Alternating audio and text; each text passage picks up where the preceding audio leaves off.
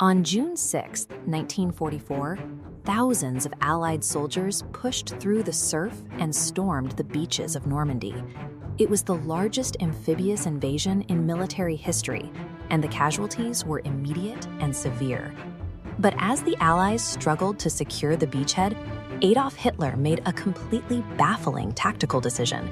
He kept his strongest panzer divisions miles away, refusing to send them to the front lines. He genuinely believed the Normandy landings were a trick. The person who convinced the German High Command to hold back their armor was an ordinary Spanish citizen named Juan Pujol Garcia. Before the war, he managed a poultry farm. Pujol had lived through the Spanish Civil War. Seeing armed militias in the streets and widespread violence from both sides left him with a deep hatred of political extremism and a specific desire to see the Nazi regime destroyed. When World War II broke out, he approached the British Embassy in Madrid to offer his services as a spy. MI6 turned him down multiple times. He had zero military background, no espionage training, and no inside contacts. Pujol ignored the rejections. If British intelligence wouldn't give him a job, he would simply start spying on Germany without their permission. Pujol approached the Abwehr, Germany's intelligence agency, posing as a fanatical Nazi sympathizer. They bought his story, trained him in secret codes, handed him cash, and ordered him to travel to London to build a spy ring. He took the money, but he never crossed the English Channel. Instead, he moved to Lisbon, Portugal, operating entirely out of hotel rooms and public libraries.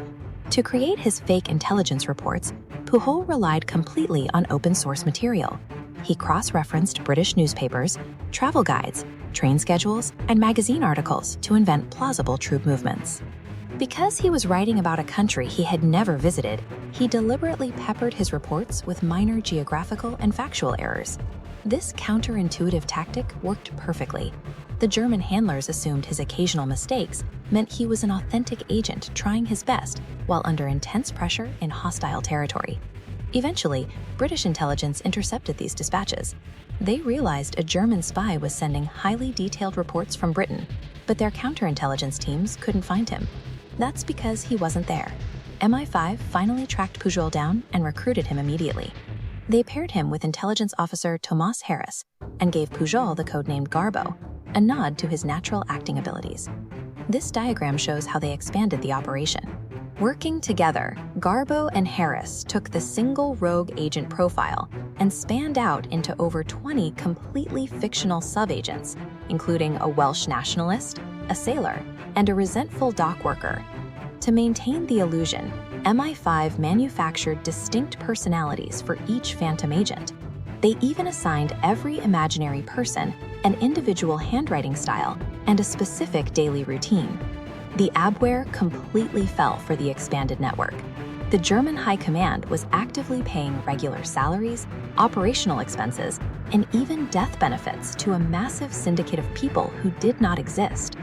In a matter of months, a rejected civilian volunteer had become the manager of a massive industrialized intelligence operation, completely funded by the Nazi war chest. By 1944, the Allies were staging Operation Fortitude. This massive deception campaign was built to convince Germany that the upcoming D-Day invasion would strike at Pas-de-Calais, not Normandy. Garbo mobilized his phantom network to feed the German command an overwhelming volume of dispatches. He detailed entire ghost armies, falsified radio traffic, and reported on physical decoys like inflatable dummy tanks, all pointing toward Pas-de-Calais. When Allied forces actually hit the beaches of Normandy on June 6th, Garbo sent an urgent message to Germany. He assured Hitler that Normandy was just a diversion to draw German defenses away from the real target. Hitler took the bait. He held his panzer divisions near Pas-de-Calais for days, giving the Allied troops the critical time they needed to secure the French coast and advance inland, saving thousands of lives in the process. Germany never realized they had been played. Believing he was an exceptional intelligence asset, the Nazi High Command awarded him the Iron Cross. Simultaneously, the British government secretly awarded him an MBE, a member of the Order of the British Empire, for his vital contributions to the Allied victory. Juan Pujol became one of the rare individuals to be highly decorated by both sides in the same conflict. while keeping his actual allegiance entirely hidden from the enemy. After the war, Pujol feared retribution from surviving Nazi officers who might uncover his true role. To ensure his safety, he worked with MI5 to fake his own death from malaria in Africa. He quietly resettled in Venezuela under a new identity, running a bookstore and living in complete obscurity for decades, far removed from European espionage.